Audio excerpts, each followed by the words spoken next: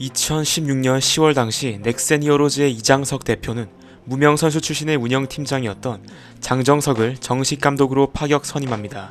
염경엽의 뒤를 이었고 2018년 온갖 악재 속에서도 팀을 일으켜 세우더니 구단 창단 이래 최다인 11연승을 기록하기도 하며 팀을 1년 만에 포스트시즌에 진출시키죠. 이듬해 86승과 6할대 승률로 정규리그 우승도 노려볼 만한 팀을 만들어놨고 플레이오프에서 SK 와이번스의 수입승을 거두고 한국 시리즈에 진출시켰죠. 성적과 더불어 철저한 선수관리와 불필요한 인터뷰 및 언플 자제, 적절한 유망주 기용을 통해 감독으로서 호평을 받았습니다. 2019년의 성과에도 불구하고 재계약은 불발되었고 그가 다시 야구계로 복귀하게 된 것은 2021년의 끝 무렵이었습니다. 이번엔 감독이 아닌 기아 타이거즈의 단장으로서 말이죠. 취임 후 친구인 김종국을 감독으로 선임했고 스토브리그에 돌입한 후 빠른 행동을 통해 최대어 나성범을 데려오면서 팬들의 환심을 샀습니다. 또 곧바로 옵션을 대거 집어넣은 후 양현종과의 계약에도 성공했죠. 시즌 중에는 내야수 김태진의 지명권과 현금을 얹어 박동원을 트레이드로 데려오게 됩니다. 대단히 적극적으로 트레이드를 시도하는 단장이었으며 2022 시즌 종료 후에는 한승혁과 장지수를 내주고 변우혁을 데려왔고 지명권을 이용해 키움으로부터 포수 주요상도 데려오게 됩니다. 하지만 기껏 트레이드로 데려왔던 박동원이 FA 시장에 나오는 것이 확정되면서 팬들의 여론은 차갑게 식었는데요. 심지어 많은 포수 자원들이 시장에 나왔음에도 즉시 전력감을 아무도 영입하지 않으면서 위기를 자초하고 말았습니다.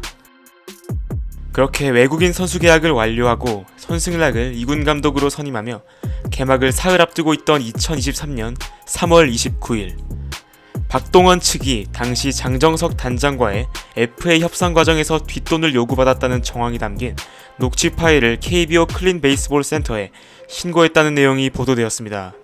트레이드 이후 둘은 시즌 중 연장 계약에 대해 논의했는데 이 과정에서 뒷돈 요구가 있었다는 것이죠.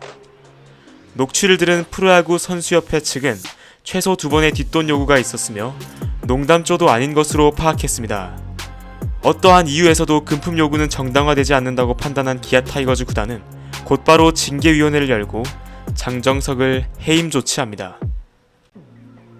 WBC 참사와 서준원 사태에 이어 프로야구 개막을 앞두고 대형 악재가 계속해서 터져나오게 된 것이었죠.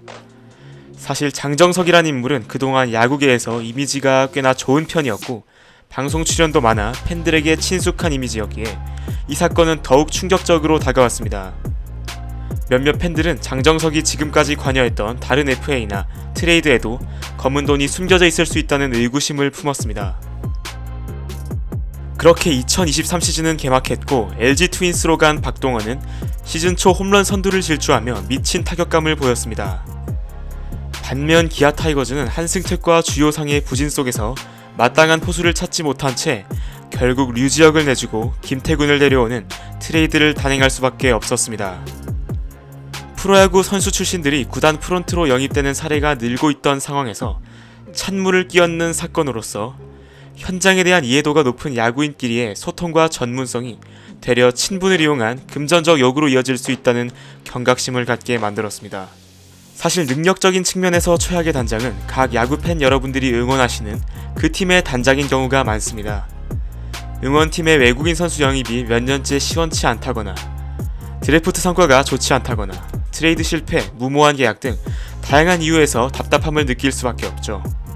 하지만 장정석은 단장으로서의 능력을 떠나 업무상 배임 미수에 해당할 수 있는 행위를 저질러 한국 프로야구 역사에 큰 오점을 남기고 말았습니다.